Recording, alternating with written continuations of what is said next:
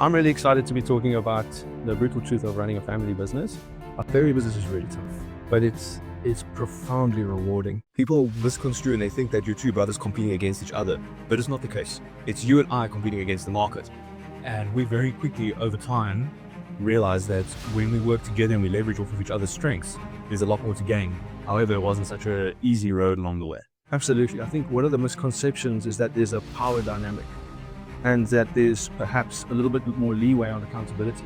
And actually what's going on there is that we know exactly when that other person is really being courageous, is really giving their best, and when they're kind of giving their best. So what is something that I do or have done that really pisses you off? Really? I think there's no doubt that for the next generation coming in, they'll probably work double as hard for half the reward. Yeah. And the most valuable things in life are the things that are the most difficult to obtain. So family business is really tough. It's not for the faint-hearted.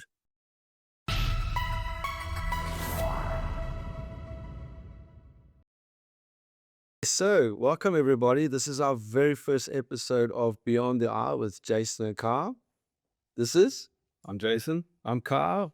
And today we're going to be dealing with the topic of the very brutal truth of running a family business. We're going to be dealing with all kinds of misconceptions, power dynamics, succession planning, and also a couple of things that Jason and I have been doing to piss each other off behind the scenes. So people see this whole cohesive unit working and they see the progress and the success, but we're going to be dealing with some of the brutal things behind the scenes. Let's get into it. Let's do it. Let's start with a couple of misconceptions. So I'm going to start with one that I find quite entertaining. So Jace, do you think we have our bums in the butter because we're a family business? Absolutely. I'm kidding. So when people get that perception, they either give you that look or you hear the comment or, you can pick up on the vibe that your bum's in the butter. I think my challenge to people that have that perspective is most people watching this can barely keep a functional family that's healthy without the context of family business involved. They can't even get that right there. Now go and throw family business and running it successfully together with keeping wholesome relationships with your family. Put that all together and then let's see how easy that looks. I know the feeling that when I tell people about working in family business, they give me that look. And it's a bit of a painful one because they're like, oh, you're just in that position because of family. But they don't realize how hard it is. So colleagues are important. They're critically important, just like a spark plug in an engine. They're really important. Without them, you can't function. But the family dynamic is different. So let's say for you and I, for example, we're brothers. We love each other. I think you love me too. I love you, right? So if we have a fundamental breakdown in our relationship as brothers, it's very, very hard to disconnect from that and go about doing our most creative and inspired work. Whereas with other colleagues, your relationship doesn't go that far. I know I often say we're colleagues first, friends second, hopefully both. Yeah. By friends, I mean we have a friendly relationship. We don't exactly go out and party together. Whereas you and I, our relationship runs very, very deep. I do believe that whilst your business is going to run optimally when your family unit is functional, there are times when family does become dysfunctional. And hopefully that is for a very short season. And so in those hopefully short periods of dysfunction, you're able to continue running the business in a functional way, but it is not sustainable long term. And I think there's an art in that you have to learn to be able to deal with those rocky seasons and not let the one overly influence the other. I think you're really on point there. I mean, families that aren't even involved in family business, they have conflict. Yeah. Now you go and you put the complex dynamic of running a family business together in that mix. It makes it even more vulnerable to conflict because the relationship becomes more dynamic, more complex, and there's more tethers to it. Talking about power dynamics within family business, it gets very interesting when, if you look at the case of you and I, it's two brothers, and naturally, ever since we were kids, there was always competition involved. And so a lot of people don't realize that when you go into business, people misconstrue and they think that you're two brothers competing against each other. but it's not the case. It's you and I competing against the market. And we very quickly over time realize that when we work together and we leverage off of each other's strengths, there's a lot more to gain. However, it wasn't such a easy road along the way. No, it wasn't easy at all. And it still sometimes has its challenges. When I think of power dynamics, let's not be naive. There are power dynamics. Yeah. And if you're running a family business successfully, chances are your other family members have big personalities. You can't be competing against each other. You've got to work together as a team to compete out there in the market. It's very much like if you had to see the Springboks playing against the All Blacks. It would be really weird to see two Springbok rugby players fighting with each other on the field. Yeah. That could be very frustrating for people to watch. It becomes dysfunctional. Completely dysfunctional. And so there's a nuance to that competition in that, yes, we're competing with each other, but we're competing to elevate each other. Yeah. We're competing to grow each other, and through that, we grow the business and we reach that harmony that we've always spoken about. And that harmony has really served us well over the years by understanding exactly what it is that we each want out of the business. Yeah. And how do we make sure that we work together to achieve that while still achieving the overall goal of the business. Yeah, I think absolutely. I think one of the misconceptions is that there's a power dynamic and that there's perhaps a little bit more leeway on accountability. And actually, what's going on there is that because we're family, we grew up together. We know exactly when that other person is really being courageous, is really giving their best, and when they're kind of giving their best. Yeah. If we were colleagues for 2 years, you'd be able to hide that 100%. And because we both have ambitions to get the business to a certain place, we expect each other, not every day, but for most days, to be bringing our absolute A game. And when we're not, we're kind of agitated with each other. And then people misconstrue that, oh, there's a power dynamic there. No, actually, it's, hey, come on, I know there's more in you. Yeah. I know that there's been a few times where you've looked at me like, Carl, come on. You have to have a bit more. And I'm like, I'm giving my best. I'm like, Yeah. am I? And it's felt vice versa. Have we ever felt like one of the family members was channeling their inner dictator? We'd be lying if we said no. There has been times where you do feel like there's that inner dictator possibly coming out. I believe maybe with us, in certain cases where we were a bit younger, I definitely felt like we were trying to find our seat at the table. And so we try to push our agenda regardless of what other people were saying. And so that came out as trying to become across as a dictator. However, it's really more, when you look deeper, it's around the locking of horns, sharpening your blade, trying to figure out where's your position on the table and how do you actually come into play and make that work. Yeah, I completely agree. I think there's definitely a maturity element in it. You can't run around being a dictator thinking that you're going to run a successful business where people around you are bought into what it is you're trying to do. Nobody wants to be a part of that.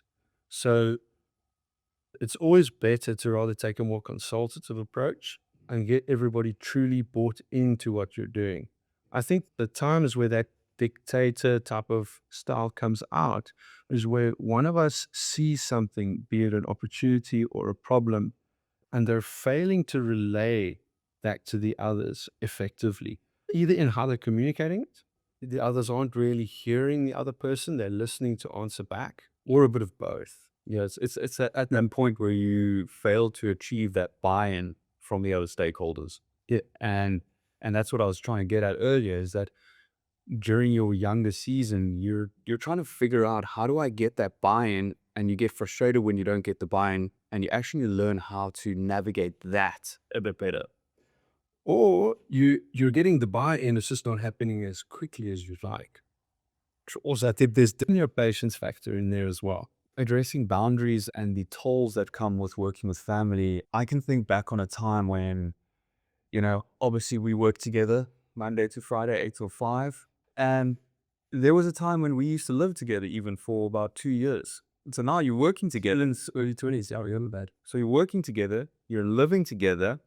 Then afterwards, we'd still go out. We shared the same circle of friends. And I remember in the early days, one of the boundaries that I struggled with you was that we go to a social setting on a Friday or a Saturday night, and you're still wired and talking about work, and you're just talking about work from all time. And so that started creating a conflict between us because I would say, okay, oh, where are you going this weekend? You're going to go to that part. Okay, cool. I'm going to try and make another plan, go somewhere else. And that doesn't actually help our relationship. And so over time, I actually realized I needed to speak to you about it. Probably left it a bit late, but I was young, I was growing, I was learning. And now you've gotten to the season where you don't want to talk about work when we're out socializing. No. And so now for me, it's great. I love socializing with you because it's now I can socialize with Carl, my brother, not Carl, my business partner. Yeah. And that makes It's about separating your identity, right? I know, like these days, if somebody asks me in a social setting, what do you do for a living? I immediately just want to tell them I do my best. Okay. And then change the subject because a big part of my life is work, but there are other parts to me as well. But I love the topic of boundaries because I think one of the temptations in a family business is that because you're my brother, or my father's also working in the business, that there's a certain comfort in the relationship. And so there's a temptation to always take advantage of it. Yeah. So let's say, for example, you were CFO, but you weren't my brother. Would I still be asking X, Y, Z of you? Would I have asked it in that way? Yeah. Would I have really? There's a because I'm so comfortable with you. I grew up with you. I know you, but that opens up a window for temptation to not on purpose, but subconsciously take advantage of that. Yeah. So same with Dad, for example. He's our chairman, but now if he was a non-family member chairman and a major investor, how might our conversations look differently when we're talking about business? I think categorically they will change. They will. Without a doubt, they would change. And that level of comfort, that level of confidence, that level of trust can also be abused. And I think it's important that we always make sure that we respect that. And we've always said, we've got to change hats. So what I'm talking about there is I can get to a meeting with Carl and I know, right, in this meeting, it's CFO to CEO. This meeting, okay, we're just management team colleagues. That meeting, oh, that's maybe not even a meeting. That's actually just Carl and I meeting up for lunch during the day and we're just meeting up as brothers. And so those dynamics, being able to change those hats, that creates the conscious connection as to which level are we talking on and which boundary do I need to respect and how do I apply my approach to you and my expectations. Exactly. Which gear are we in now? 100%. Which gear are we in and what role are we playing now? And you can't mix them too much because it becomes problematic. So what is something that I do or have done that really pisses you off? Well, there's a couple, but that's not too bad. I think for me, probably a more recent one is where you allow meetings to run over time and it can sometimes feel like it's other people's time isn't necessarily as important. Or if you're a little bit late to a meeting, then when you get there, then everything will start. So I think it's a small one, and it's never really more than 5 minutes on the starting late, and maybe 5 to 10 minutes running over. It's not a train smash thing, but it is something that's starting to work on me a little bit. Maybe I'm just a little bit too full of nonsense with wanting to be on time. I think that actually makes me think of, your doctor's appointment. Oh yes, Doctors are pretty much never on time. No. And it's so frustrating. Am I doing that? no, Really? That must be very frustrating for people. Look, I have been working really hard to try and be on time to start a meeting. However, I can sometimes get lost passionately in the topic or the debate that's at hand, and I want to do it justice, and then we kind of lose track of time. 100%. And that's not fair to the next meeting as well. Yeah. Especially if you want to just quickly go grab a cup of coffee, bring it back to your desk and carry on. Yeah. Okay, I need to not pull a doctor move. Okay. So, question vice versa. Jace, I think, look, you've always kind of been the perfect child. You don't do much wrong. Slice. So I think sometimes I get a little bit agitated when I know that you've got a depth of expertise technically across the business. You understand our software and its architecture and the intricacies of what goes on behind the business. You know more than what you realize. And sometimes you speak in a way that you assume that other people understand, but that part doesn't really piss me off, to be honest. I think what pisses me off is when I know that you've got something that you can add to a forum and you choose not to speak up. I'd like to hear you speak up, I think, a bit more. I know that when you're put on the spot, you speak up and you speak clearly, concise, to the point, and you always pack a punch. Yeah. That's, I guess, the thing is that whenever you speak, you pack a punch. Speak more. Speak more. And don't underestimate how much value you can actually bring to the table. I guess there is also the other thing. There's another thing. So there's always another thing. So I think because you are more involved in software development, IT, and finance, it's very much the information side of things. You are very facts driven, facts and numbers driven, and so there's a lot of the emotion that's removed from it. Yeah. So sometimes I will be excited about something, and it's an exciting thing. It's an exciting opportunity, or it's a great breakthrough. And whilst you see the logic of it, sometimes I don't always see you feel the excitement, and I don't see it visibly. I know that you are, and I know that you sometimes need to be more pessimistic because I guess that's what balances us out. But sometimes I'm like, come on, can't you, this is exciting, Jake. Can't you see? Yeah. I think that side of things it's probably one of the byproducts of what dad drilled into me in the first 2 years of my career. Mm. When I joined into the support team and took that over, he checked every single one of my emails going out, and obviously that was all IT based. Mm. Every time I wrote an email, I'd add emotion to the thing. He'd say, strip it out. No, you were Fact, 18 years old, so you're 19 years old, and he made me strip out the emotions out of every one of those emails for a year and a half. Mm. And so I think that mindset and mentality towards communication within the business, that has completely fed through to everything else. Whilst not a bad thing when dealing with IT and finance, can maybe just bring a little bit of the emotion and the excitement back in. But, I get excited about the numbers. I know we spoke about this the other day, and I understand it from where it comes. So I think it used to upset me. Yeah. I don't think it upsets me anymore. I see it from where it comes. You've got a strong opinion on favoritism.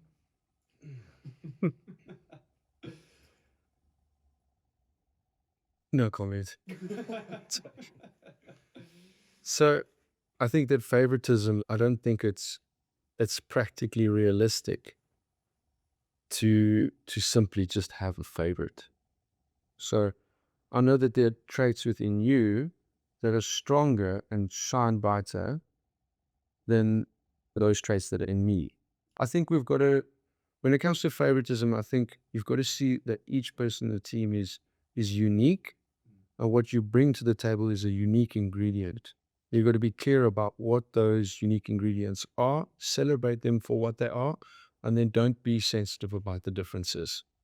Yeah. So I think when it comes to favoritism, there is also the element where you now work with somebody, and I'm not just talking about family. And if I think about our conversation we're having earlier with regards to I think we spoke about the ego or the dictator coming through, and you're not able to get that buy-in. Now, favoritism can often get twisted and misconfused in that the person that is able to very easily get the buy-in from other stakeholders, whether that's your colleagues, your family, doesn't matter, that can be perceived as favoritism, but actually they just did a much better job at getting buy-in.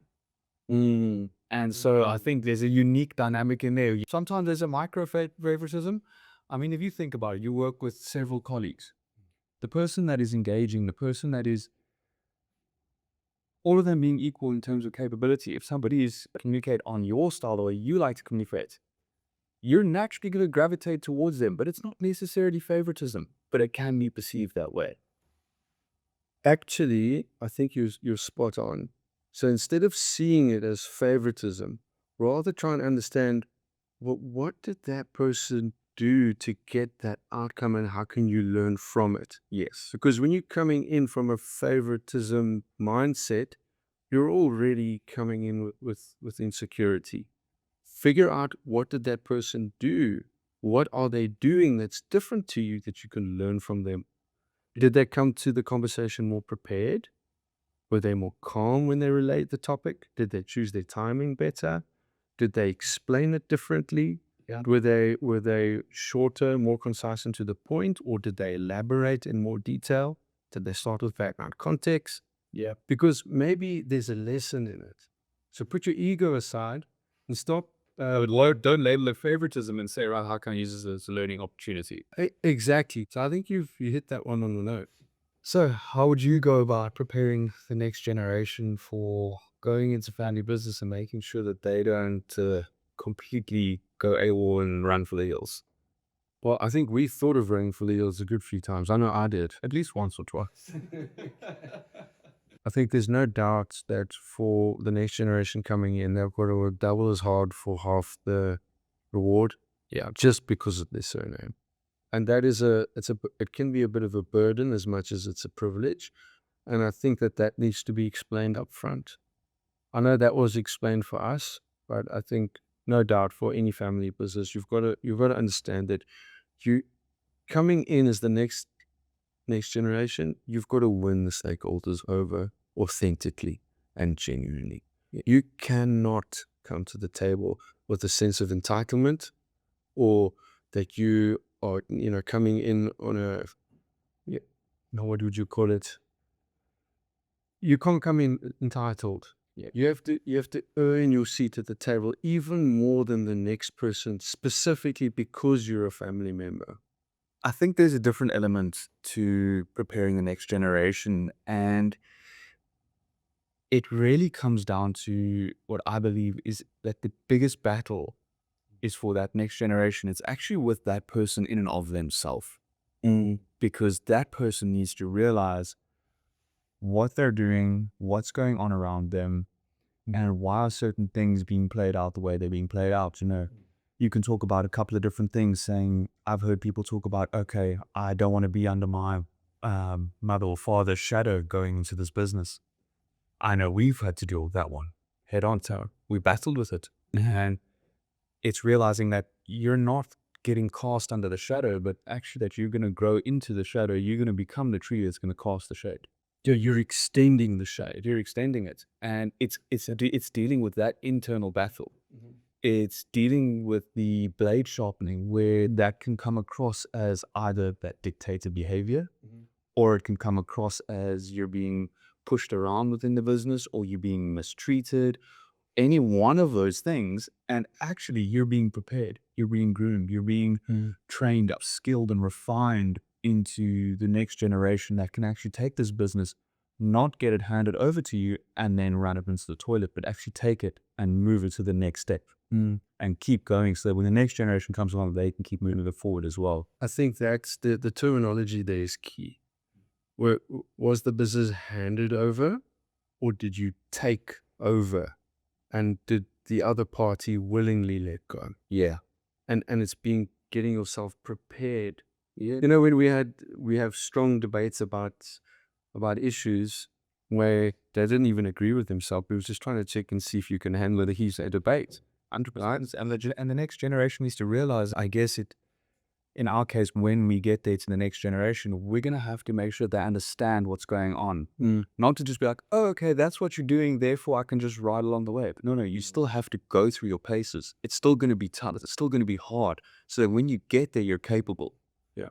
I think something that's really important for any business where the next generation is coming in to take over, so to speak, is properly, clearly, in a proper and clear way, communicating expectations on both sides.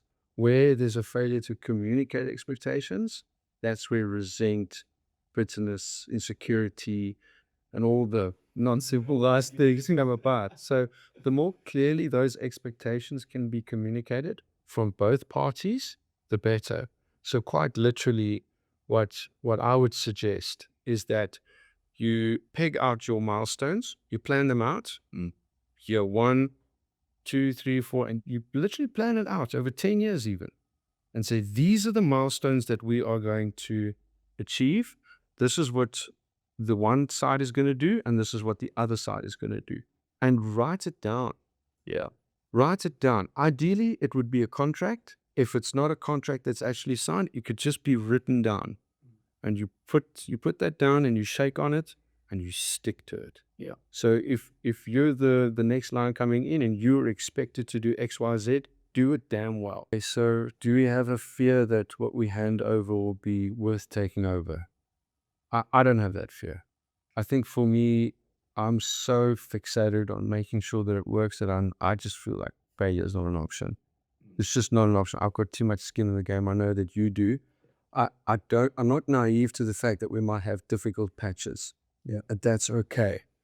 What I'm more concerned about is how dependent is the business on you and I, so that, and also, would the next line that comes in, will they be capable to hold the reins with strength and move the business forwards with a clear and compelling vision?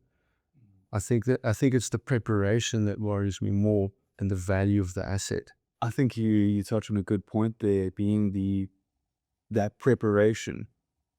I always seen that when you have parents and kids, and then the kids become parents and they've got their kids, there's this natural thing that happens within society, that pendulum swings, and everybody wants to correct their parents' behavior, whether that's how they were disciplined as a child, the activities that they were forced to do, the type of holidays.